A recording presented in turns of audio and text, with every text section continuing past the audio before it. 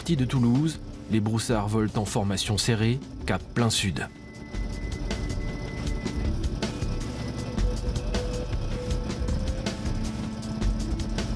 Pendant la guerre d'Algérie, ces coucous sillonnaient le ciel des Aurès. Aujourd'hui, dans la carlingue, ni mitrailleurs, ni paras. Simplement des aviateurs qui ont rendez-vous avec des enfants.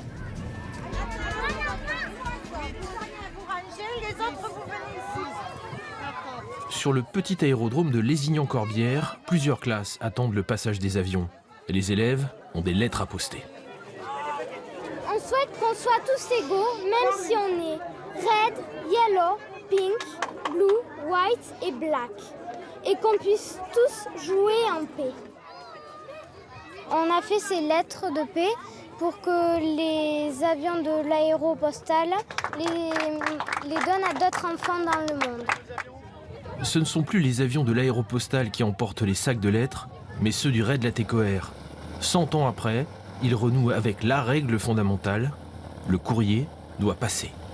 Bien, tout le monde est attaché, les commandes de vol sont libres et dans le bon sens. La pompe est volée, le phare, on est paré. Paré pour un voyage le long d'une route mythique, la ligne Toulouse-Dakar, le jardin d'Émile Lécrivain, Marcel Rennes, Jean Mermoz, les pionniers. 60 avions s'apprêtent à parcourir ces quelques 4000 km.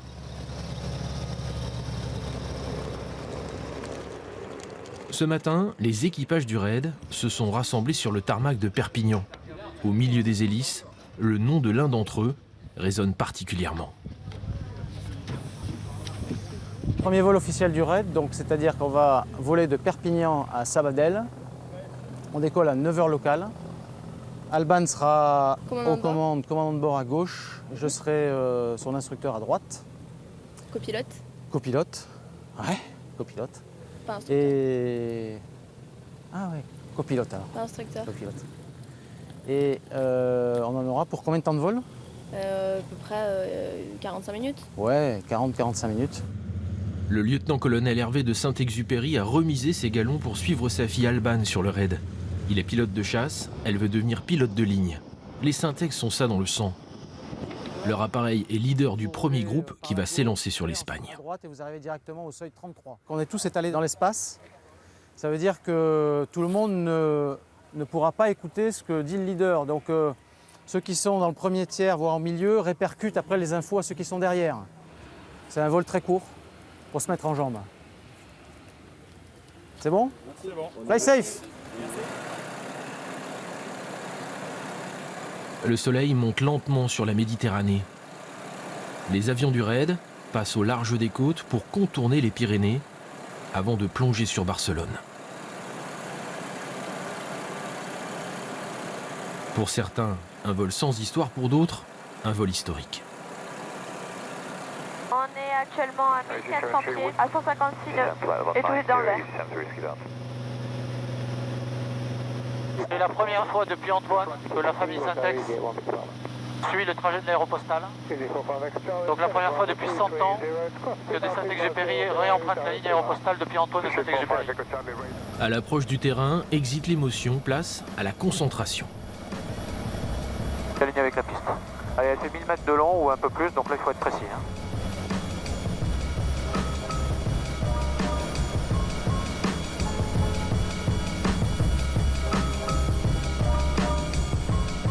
Le 25 décembre 1918, le capitaine d'industrie Pierre-Georges Latécoère et son pilote, René Cornemont, ne sont pas précis mais courageux en ralliant Barcelone depuis Toulouse à bord de leur Salmson 2A2.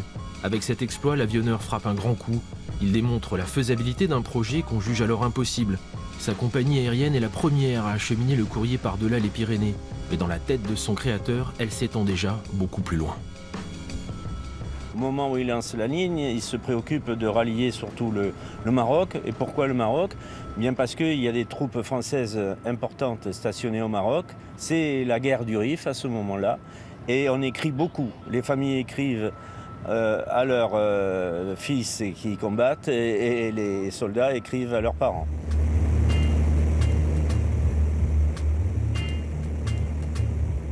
Un siècle plus tard, les pilotes du raid filent à leur tour vers l'Afrique. La silhouette noire du rocher de Gibraltar se dresse dans la brume. En face, à seulement 14 km, les côtes marocaines apparaissent à l'horizon. Pour la plupart des équipages, franchir le détroit, c'est plonger dans l'inconnu. Le raid prend une nouvelle dimension. Pape, sur les traces d'Antoine. C'est un très très fort symbole pour moi. Parce que ce sera des souvenirs magnifiques, une entrée dans une belle famille, des paysages magnifiques. Et puis faire ça avec mon père, c'est très fort de sens. High five. Voilà, on est au-dessus de l'Afrique. Il y a presque 100 ans, Antoine et ses copains de l'aéropostale, ils découvraient un nouveau territoire. C'était des héros, quoi. C'était des anges tombés du ciel. Les gens les regardaient, les locaux les regardaient avec des grands yeux. Ils disaient, mais qu'est-ce que tu fais, toi, t'es pas un peu cinglé de casse-cou, de voler comme ça dans des conditions terribles et d'aller à l'autre bout du monde?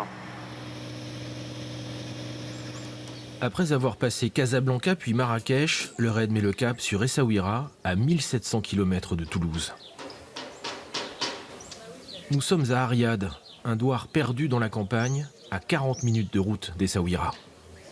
Au bout de la piste, quelques maisons et une école. Hervé Bérardi, le patron du raid, y est attendu pour la visiter. Là, des bénévoles de l'association Afoulki mettent la dernière main à la rénovation de plusieurs salles de classe. Une opération soutenue par le raid qui a versé 10 000 € à l'association. Pour rénover entièrement une école, et notamment construire des toilettes et sanitaires, voire même parfois un mur de clôture, il faut compter à peu près 15 000 €. Donc ça donne une idée de l'importance d'une telle somme. Des écoles comme celle d'Ariad, il en existe des dizaines dans la région. Des préfabriqués construits dans les années 80 et que le gouvernement peine à entretenir. Ici, pas de transport en commun. L'école est loin de la route. Les élèves font 4-5 km à pied pour venir en classe. Bref, il faut être motivé pour porter son cartable.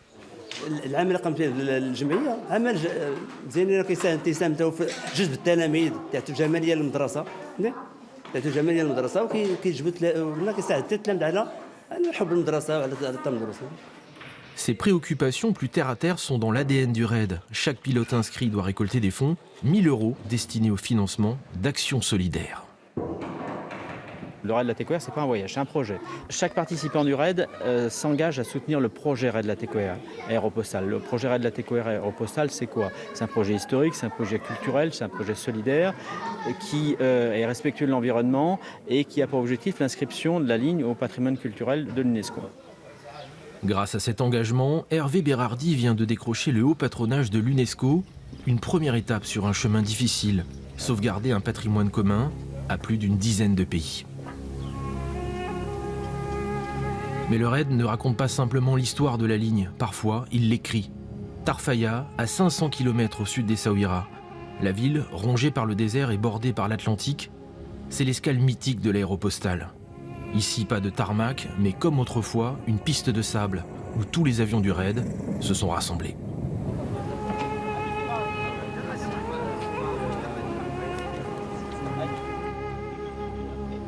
Il ne manque plus qu'un équipage, et les pilotes ne sont pas les seuls à l'attendre. عندنا احنا بحال المقاعية الكبيرة اللي جاو هذا الناس خاطرين عليها بكري جدودنا كانوا خدامين معاهم وحنا قاعدين في الحروب مال ديك الساعة الطيار كانوا يبركوا عنهم منين يسمعوهم يبركوا عن الطيارة يجوا لا تحت صدره ويبركوا ذريك لا ذريك عادوا فرحانين ما يسمعوا الطيارة يقولوا هذا الطيار فلان جيك سيبيري مزيانة هاك يلا نقيسوهم.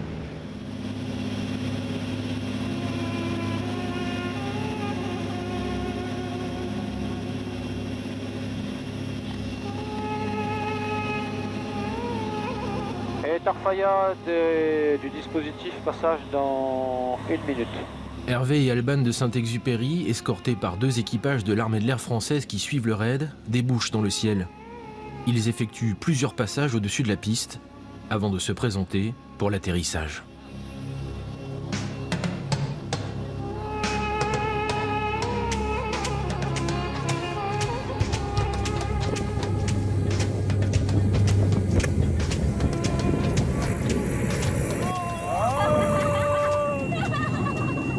Bien joué Hervé, c'était magnifique. Ah non, le rebond, putain, j'ai jamais rebondi de ma vie, il faut que je rebondisse à Tarfaya, quoi. Alors, c'est incroyable, quoi. Il n'empêche, en un instant, le fantôme d'Antoine est ressuscité, et avec lui, un siècle d'histoire. Et voilà, c'est l'équipage Syntex qui vient de se poser à Tarfaya 100 ans après Antoine. Voir ces avions ultramodernes se poser à Tarfaya, il aurait été impressionné. Et puis voir ce défilé aérien entre la France et le Maroc, l'armée de l'air française, la Fondation Antoine de Saint-Exupéry, ça l'aurait impressionné. Pourquoi? Parce qu'il se serait dit, tout ce que j'ai fait, tout ce que j'ai écrit, eh bien, certains de la famille reprennent le flambeau. Hervé, au nom de la population de Tarfaya, on vous souhaite la bienvenue encore une fois. Après, comme tu disais, 100 ans, les bras sont toujours ouverts. Ouais. Vive l'amitié franco-marocaine et vive la relation Tarfaya-Toulouse.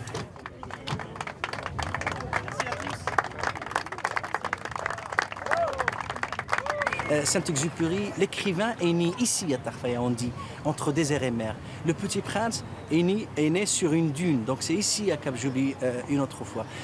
Nous pensons que c'est cette histoire de l'aéropostale, de la ligne qui nous relie avec l'international. Antoine de Saint-Exupéry est nommé chef de l'aéroplace en 1927. Hormis le sable, au Cap Juby, il n'y a rien sinon un fort espagnol. Syntex va vivre ici pendant 1 an et demi, dépannant les avions accidentés, négociant la libération de camarades pilotes retenus en otage par les tribus morts dissidentes. Pour combler sa solitude, il écrit son premier roman Courrier Sud, assoit la légende de l'aéropostale. L'hommage a été complet. Et donc, je crois qu'il y a un mot qui revient là, dans ma tête, c'est impressionnant. C'est impressionnant et nulle part ailleurs ça aurait pu se passer. C'est unique, impressionnant et unique. Ce qui est absolument important, symbolique ici, c'est cette notion de transmission, cette notion de tradition, cette notion de rituel. Les autochtones qui attendent l'avion et les pilotes qui arrivent. Et c'est ça qui est important pour nous. C'est cette chose qu'on ne mesure pas et qui fait qu'on a envie de revenir. Et voilà, c'est absolument extraordinaire. Ce qu'on vit là, c'est absolument extraordinaire. Rencontre, ouverture, partage, les valeurs de Syntex et de la plupart des pionniers au fond d'un sac. Il y a 1000 enfants comme vous, des enfants de France et d'Espagne qui vous ont écrit. On vous apporte leur courrier et vous pouvez prendre chacun une lettre, puis déposer les lettres que vous avez écrites dans le sac. Elles seront distribuées en Mauritanie, au Sénégal, au Brésil et en Argentine. C'est bon? Allez-y, chacun une lettre. Allez, prenez votre courrier.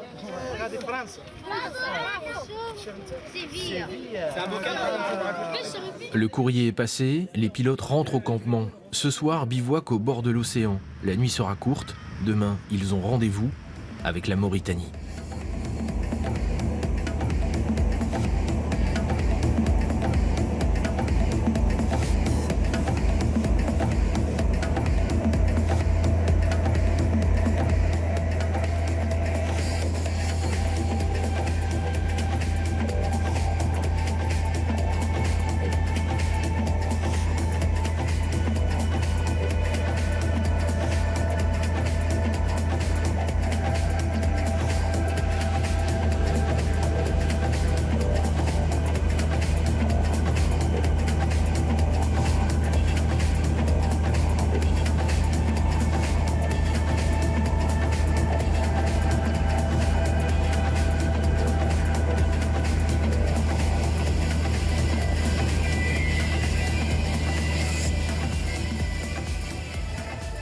Les 60 équipages se sont posés à Nouadhibou après une journée de vol éprouvante.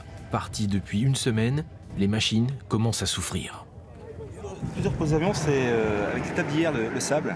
Vous le voyez, il y a pas mal de sable qui vole en l'air, des litho-particules, ce qui fait que tout ce qui est filtre à air et tout ce qui est moteur, en fait, s'encrasse et s'encrasse rapidement. En plus, avec la chaleur, en fait, on a des petits problèmes d'allumage moteur.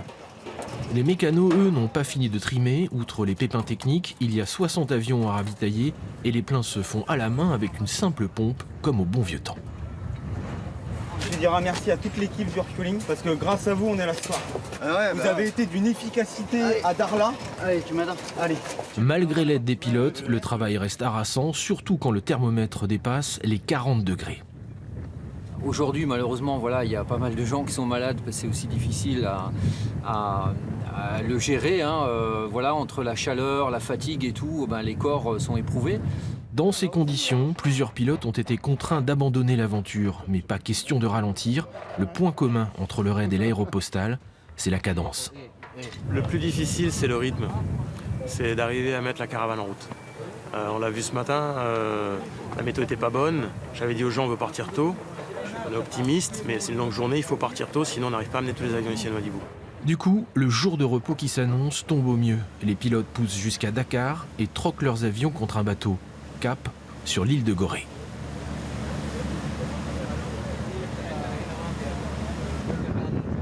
Ancienne plaque tournante du commerce des esclaves, Gorée est devenue un haut lieu de tourisme et de mémoire. Nous avons rendez-vous dans l'une des ruelles qui serpentent vers le port. Bienvenue à la maison des enfants Cœur Radija. La cour intérieure, c'est le rendez-vous des gamins. Ici, au programme, du soutien scolaire. Pas parce que les élèves sont en difficulté. Le problème à Gorée, c'est la scolarisation des enfants. Les parents goréens sont occupés à courir derrière les touristes pour gagner de l'argent tous les jours. Toute la journée, c'est leur occupation, donc ils oublient les enfants. Les enfants restent le seul maître, ils sont sur la plage, ils sont sur la ligne, au terrain de football. C'est là où ils passent la journée. Et là, ça impacte sur le résultat des études des enfants. Aujourd'hui, Cœur Radija est devenu pour les enfants une extension naturelle de la classe et de la cour de récré. Il y a nos maîtres qui nous accompagnent après l'école. Et quand on vient ici, on revise ce qu'on a appris. Est-ce qu'on a bien appris ça? On revise ici et puis on repart chez nous. La maison est uniquement financée par la location de chambres d'hôtes aux touristes. Un budget serré qui a conduit le raid Latécoère à soutenir l'association. J'ai mangé le dame. On va découvrir la bibliothèque qui a été entièrement financée par le RAID et en même temps qui sert de salle de cinéma. Avec les nouvelles technologies, les enfants ont tendance à ne pas lire. Mais bon, là, on les incite à la lecture. Et donc, c'est important aussi qu'on ait une bibliothèque. Il y a les bandes dessinées, il y a les documentaires, il y a la littérature, tout. Tout pour favoriser l'accès au savoir et à l'éducation des enfants. Les avions, ça va, ça vient, mais dans leur sillage, il doit rester quelque chose. Année après année, l'ambition du raid, c'est agir sur le long terme, dans chaque escale de la ligne. Les avions parcourent l'immense plage qui sépare Dakar de Saint-Louis du Sénégal en un peu plus d'une heure. C'est ici, sur le fleuve, que le 12 mai 1930, Jean Mermoz a décollé pour effectuer la première traversée postale de l'Atlantique Sud à destination de Natal, au Brésil. Depuis, Saint-Louis est devenu un lieu de pèlerinage pour les pilotes et comme tous les lieux saints, il a son sanctuaire. C'est un endroit important, l'hôtel de la Poste de Saint-Louis du Sénégal, parce qu'il est entièrement préservé et sensiblement dans l'état où il était dans les années 20 quand les premiers pilotes des lignes Latécoère l'ont fréquenté. C'est-à-dire dès l'ouverture de la ligne Casablanca-Dakar, où forcément il y avait des escales, et parmi celles-ci, Saint-Louis du Sénégal. Saint-Louis, c'est pour les participants au raid le bout de la ligne. Après avoir franchi les Pyrénées, traversé l'Espagne, le Maroc, la Mauritanie et une partie du Sénégal, chacun pense maintenant à regagner son camp de base, la France. Ce matin sur l'aérodrome, les premiers à partir, ce sont les gars du Broussard. Et le raid les a transformés pour toujours. Pour moi, c'est une occasion rêvée de vivre ce trajet sous une forme différente de ce que j'ai déjà connu. Je l'ai pratiqué moult fois avec des avions de ligne et je ne l'avais jamais pratiqué sous une forme qui nous rapproche un peu de nos pilotes pionniers du début du XXe siècle. Sur la ligne, au-dessus du désert, avec l'océan à droite, le désert à gauche, voilà, on a rendez-vous avec soi-même. Il est 16, top décollage. Donc on fait gaffe à la puissance. C'est parti. Parti pour une longue journée qui doit les emmener jusqu'à Darla, à 1700 km au nord. 2 escales et plus de 7 heures de vol, pendant lesquelles l'équipage va se relayer aux commandes, sous le regard bienveillant de son ange gardien. Petit Prince, en fait, on me l'a offert il y a quelques années. Et puis je le laissais chez moi avec mes maquettes d'avion. Et comme là, j'ai su que j'allais faire le raid Latécoère, aller sur les traces en fait d'Antoine de Saint-Exupéry. Et ben, j'ai décidé de le prendre avec moi en fait pour qu'il me porte chance aussi. Voilà, on a toujours un petit côté un peu superstitieux, mais voilà. Le Broussard file à 80 nœuds, environ 150 km/h. Des performances plus ou moins similaires aux avions de l'Aéropostale, et la ressemblance ne s'arrête pas là. On est allé jusqu'à Dakar, on remonte des lettres maintenant des Africains jusqu'en France, et on a 2 sacs postaux derrière nous. Faut surtout pas l'oublier, quoi. On est parti pour ça.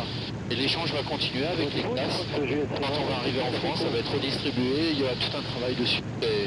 C'est super. On a le temps dans l'avion, on pioche des lettres, on les lit. Il y a des lettres qui nous sont destinées, c'est marrant, alors qu'on ne le savait pas. Et à fond dans le geste de mémoire pour la ligne ATCOER à transporter ce courrier. Parce que c'est pour pilote, on leur disait mais qu'est-ce que vous risquez votre peau pour transporter du papier. C'est Saint-Exupéry qui avait dit lui-même la grandeur d'un métier c'est peut-être avant tout d'unir des hommes. Le but du jeu c'était pas de transporter du papier, c'était d'unir des hommes.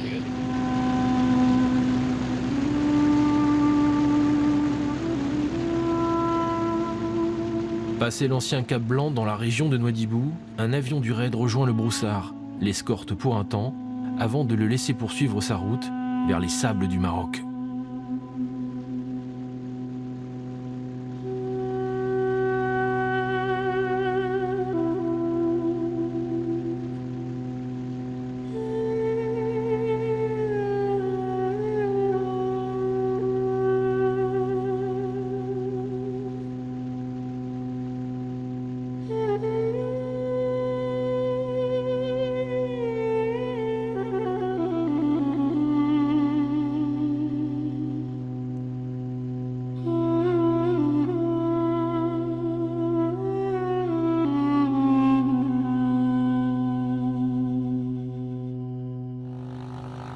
À Saint-Louis, tous les équipages ont rejoint le tarmac. Avant de quitter le Sénégal, ils ont un dernier rendez-vous avec les enfants de la ville. Tu sais faire un avion en papier, hein? Tu prends un avion en papier et puis tu le lâches comme ça, il va tomber. Hein? Alors que si tu le lances comme ça, tu lui donnes de la vitesse et hop, il va voler comme ça. Voilà. Ces avions-là, c'est pareil. Tu as le moteur, tu vas mettre plein gaz, tu vas faire tourner le moteur très vite, il va accélérer et hop, il va s'envoler comme ça. Tu vas voir tout à l'heure. Un baptême de l'air. Pour ces gamins, c'est l'occasion d'une vie. Grâce au RAID, certains pourront suivre des cours d'initiation au métier de l'aéronautique dans leurs écoles. Le rêve n'est pas forcément éphémère. C'est un moment de partage avec les enfants. C'est un moment où on peut les intéresser, où on peut les éveiller à quelque chose de nouveau pour eux. À Saint-Louis, ils doivent voir des avions peut-être 2 fois par an. Des gros avions en tout cas, des petits avions de tourisme comme les nôtres, ils en voient peut-être un petit peu plus souvent qui viennent de Dakar. Mais autant d'avions, 50 avions sur la plateforme, ça a dû jamais être fait, ça doit être la première fois. Ah, mon passager. Alors ça va? Tu t'appelles comment? Pape. Aloïs. On plante une graine et si elle germe, tant mieux, et peut-être qu'on fera un passionné d'aéronautique plus tard. Mais c'est magique de voir l'étoile dans les yeux des gamins qui voient leur ville de Saint-Louis du Sénégal là, pour la première fois vue là-haut. Et tu marches sur la partie grise. Et voilà, et tu montes.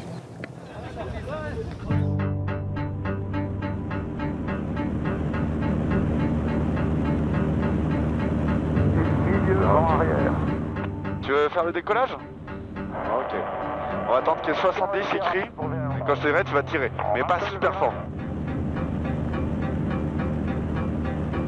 C'est bon, tu veux tirer quand tu veux tirer un peu.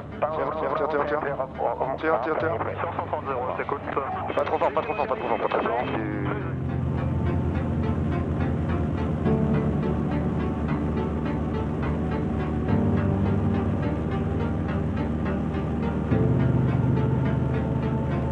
Tourne à droite. Voilà, un peu plus. Voilà, comme ça, nickel.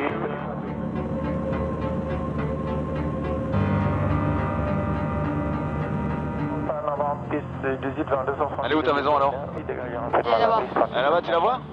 Voilà. On dégage et on appelle 730 Scout. En survolant sa ville, Pape n'est pas le seul à contempler un nouvel horizon. Au fil des escales, les pilotes sont devenus des passeurs, mais ils apprennent autant qu'ils transmettent. C'est peut-être la grande réussite du raid Latécoère Aéropostale, un long vol dont chacun peut sortir grandi.